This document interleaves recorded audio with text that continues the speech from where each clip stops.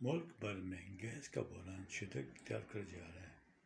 کراچی میں سوئی Sundaram gas company کی جانب سے جو شیڈول اناؤنس کیا گیا اس پر مکمل درآمد کیا جا رہا ہے۔ اس وقت صورتحال یہ ہے کہ صبح کے 10:30 بجے ہیں، لیکن گیس کی صورتحال بالکل ہی پتلی ہو گئی ہے، اور یوں لگتا ہے کہ اگر ہم پایا بھی رکھیں گے تو وہ صبح اگر پائے چلائیں تو رات میں جا کے 12 بجے سے پہلے نہیں پکتے۔ اس کے علاوہ چپاتی اور اگر روٹی بنانے جائیں تو اس میں بھی کافی ٹائم لگے گا۔ کھانا تو دور کی بات ہے، البتہ ناشتہ مل جائے تو بھی بڑی بات ہے۔ یہ حال ہے کراچی میں اس وقت گیس کی صورتحال۔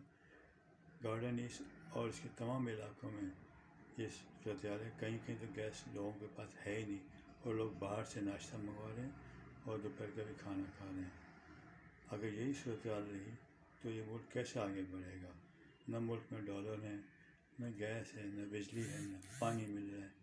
بس لوگوں کی مہنگائی کی کمر توڑ دی ہے، اور لوگ ہر طرف حکومت کو دعائیں دے رہے ہیں۔